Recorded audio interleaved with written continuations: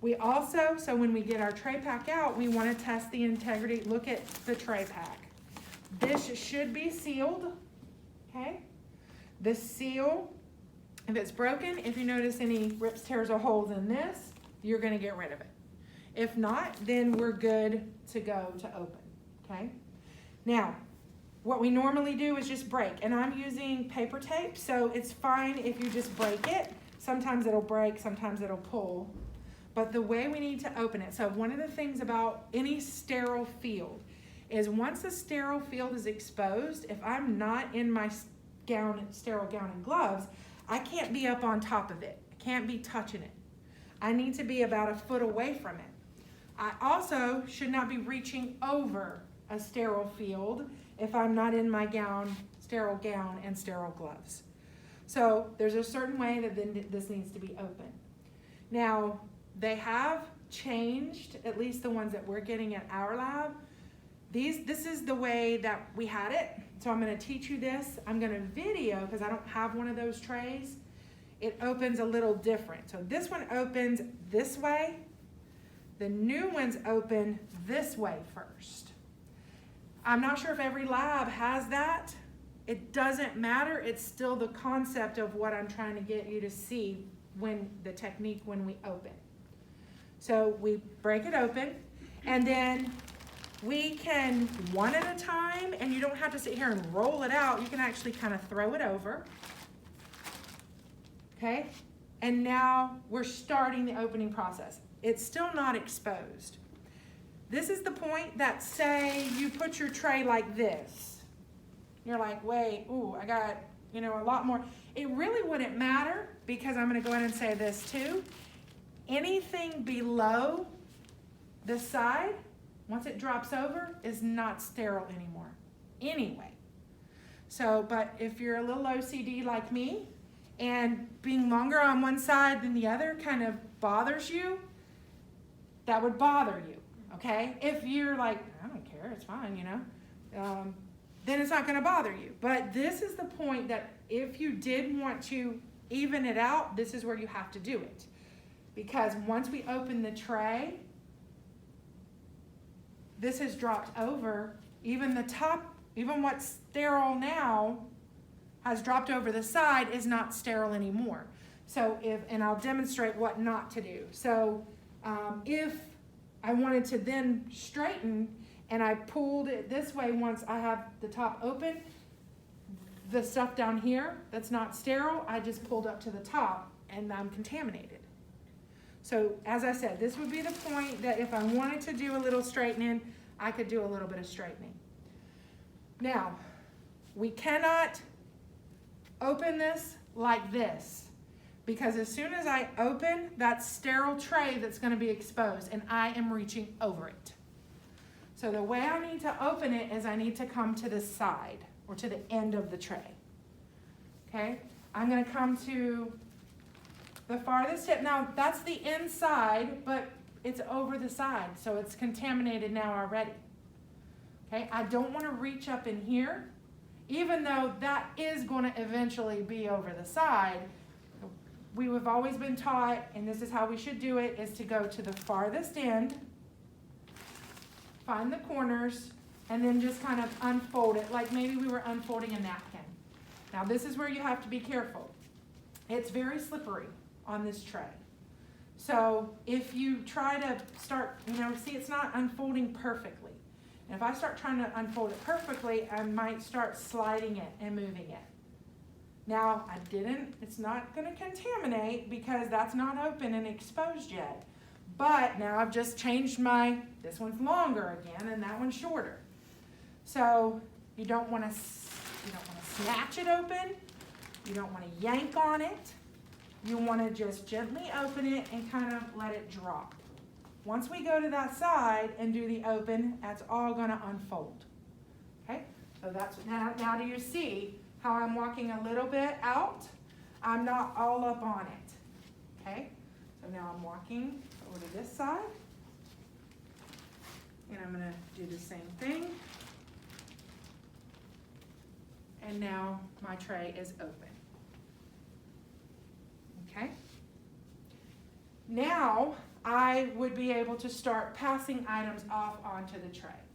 Another thing that we need to know is that according to sterile technique, most appropriate, that they consider 1 inch even around the top, all the way around, kind of picture like a picture frame, okay? And when we actually draw the tray, because I'm gonna have you draw out the tray with sterile items for your little book and kind of placement to give you a good idea of why things are placed. You're gonna see people set their trays up differently, however they like it. But I'm gonna give you some basic concepts about like keeping the wet stuff on one side, the dry stuff to one side, having the middle be your work area, your sharps to the back, because we don't want sharps up front because I'm gonna be working up here. I want sharps farther away so I don't accidentally stick myself. Those kinds of concepts is what I'm going to be once we start working on opening our tray. Okay, setting our tray up. We just open, but setting our tray up. Okay, so we are supposed to try to keep that in mind. And so when we set everything up, start opening and setting our bowls out and setting everything up, that we keep it in that framed in area. And then say if something does flip off the side, we need to not touch it there, but we're scrubbed in. We would be touching it as a scrubbed in person now. Get it off of our tray. Because we can't, if something goes off, you can't pull it back on. All right, if it goes off, this part's contaminated, say it's a catheter, it's a long catheter, and this much of it flips over. If you bring that back onto the tray, now you've contaminated your whole tray. At this point, if it's just hanging off, only that part's contaminated, so you're gonna grab what's sterile and pick it up by there and try to throw it in a garbage, and even if you have to throw it on the floor, if you don't have a garbage close enough, get it off your tray. Don't touch the part that's been contaminated with your sterile gloves or you just contaminated yourself. Okay, so like I told you, sterile technique is consciously thinking all the time about what I can touch and what I can't touch. What has touched something and got contaminated? How do I get rid of it? Okay, so conscious thinking all the time when I am in my sterile arena or my sterile, there's another word I want to use. Zone, I like that, when I'm in the sterile zone. I like it, Amari, I like it. Yeah, so at this point, this is just my sterile field or my sterile zone. And a field is, we call it the sterile field. But I like the zone too.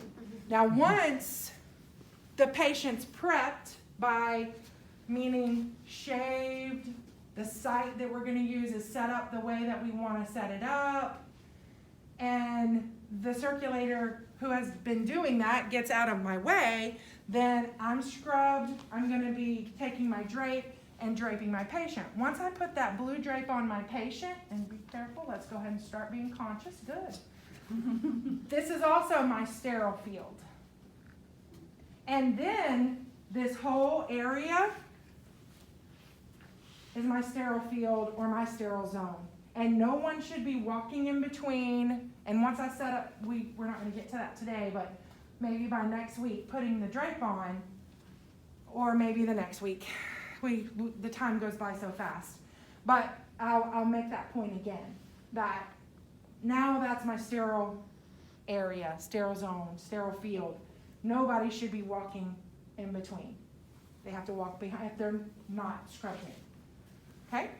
Any questions about sterile area, opening the tray for right now? So I was just wondering, it's probably not, relevant. It's just thinking differently that if the catheter is just hanging right here, Mm-hmm.